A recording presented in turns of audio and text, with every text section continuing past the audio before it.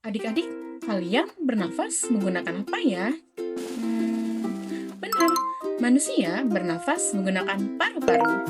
Lalu, bagaimana dengan ikan yang hidup di air? Mereka bernafas menggunakan apa ya? Yuk kita cari tahu bersama. Assalamualaikum warahmatullahi wabarakatuh. Halo adik-adik, kembali lagi bersama aku, Kak Safira. Kali ini kita akan ditemani oleh Kak Ira, Kak Putri, dan Kak Ikrima. Pada video pembelajaran kali ini, kita akan belajar tentang bagian-bagian hewan dan tumbuhan. Atau lebih tepatnya, bagian tubuh hewan dan tumbuhan. Adik-adik, di dunia ini ada banyak sekali hewan, seperti ikan, kucing, gajah, dan masih banyak lagi. Namun, dalam video pembelajaran kali ini, kita akan membahas bagian tubuh dari 6 hewan saja. Hewan apa aja yaitu? Ada kadal, kucing, ikan, burung, katak, dan cicak. Pembahasan pertama akan dimulai dari hewan kadal, yang akan dijelaskan oleh Kak Ira. Adik-adik, mari kita lihat gambar yang pertama, yaitu kadal. Kadal memiliki beberapa bagian tubuh. Yang pertama, kepala, kedua, badan, dan yang ketiga, kaki.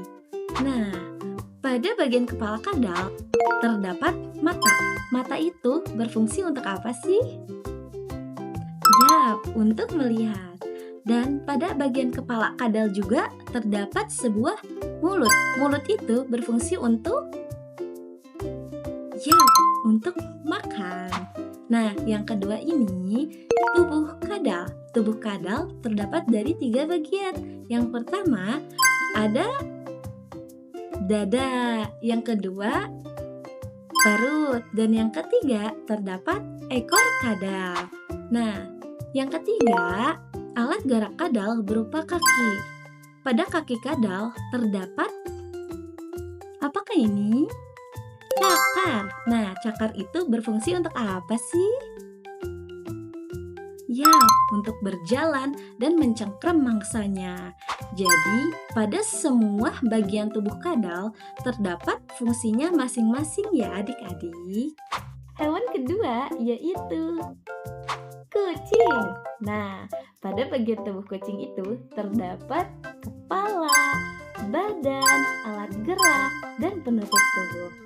Pada bagian kepala kucing juga terdapat mata, hidung, telinga, dan mulut. Nah, adik-adik, mata kucing berfungsi untuk apa sih? Betul sekali, untuk melihat. Dan hidung kucing berfungsi untuk apa? Betul, untuk mencium bau. Dan telinga kucing berfungsi untuk apa? Yap, untuk mendengar.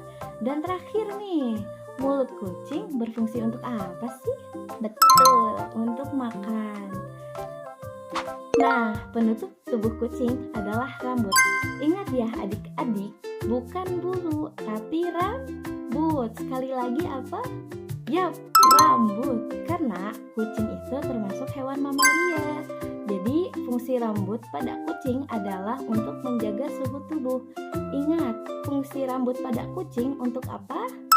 Betul sekali, menjaga suhu tubuh. Hewan ketiga ialah ikan.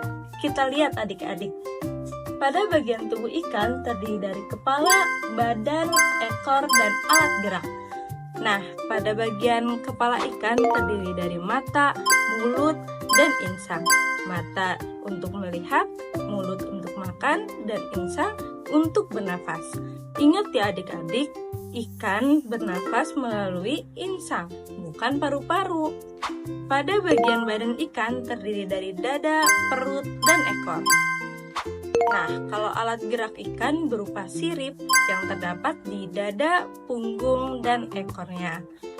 Kalau untuk bagian luar ikan disebut sisik. Ingat ya adik-adik. Hewan selanjutnya ialah burung. Pada bagian tubuh burung terdiri dari kepala, badan, alat gerak, dan bulu. Nah, pada bagian kepala burung terdiri dari mata, paruh, hidung, dan telinga. Pada bagian badan burung terdiri dari dada, perut, dan ekor. Alat gerak burung terdiri dari sayap dan kaki.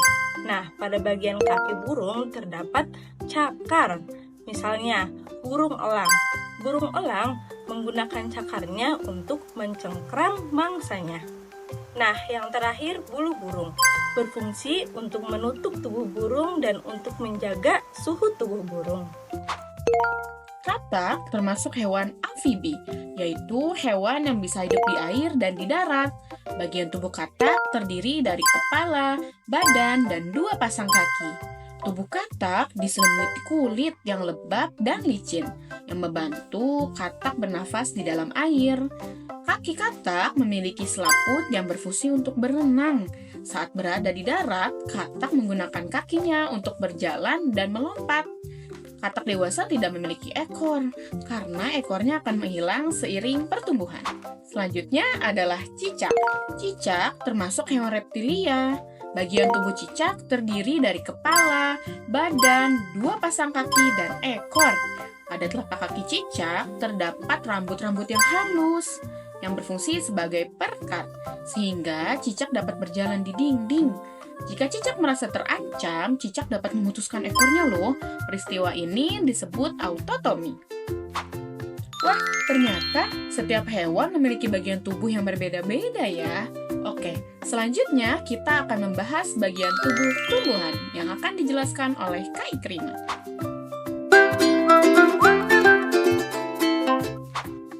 Adik-adik, sekarang kita akan mempelajari bagian tubuh tumbuhan. Bagian tubuh tumbuhan terdiri dari akar, batang, daun, bunga, buah, dan biji. Yuk kita bahas satu persatu. Akar berfungsi untuk menyerap air dan zat hara dari tanah serta menopang tumbuhan agar tidak mudah roboh. Contohnya, pohon mangga memiliki akar tunggang, sedangkan jagung memiliki akar serabut. Batang berfungsi sebagai alat pengangkut air, zat hara, dan makanan, serta sebagai penopang tumbuhan. Daun berwarna hijau karena mengandung klorofil. Klorofil berfungsi untuk fotosintesis. Fungsi daun antara lain membuat makanan, pertukaran gas, dan penguapan air. Bunga berfungsi sebagai alat perkembangbiakan tumbuhan. Di dalam bunga terdapat putik dan benang sari. Setelah terjadi penyerbukan dan pembuahan, bunga akan menghasilkan buah dan biji. Nah adik-adik, sekarang kita sudah memahami bagian tubuh tumbuhan dan hewan. Semua bagian tubuh yang diciptakan oleh Tuhan memiliki fungsinya masing-masing dan tidak ada yang sia-sia ya.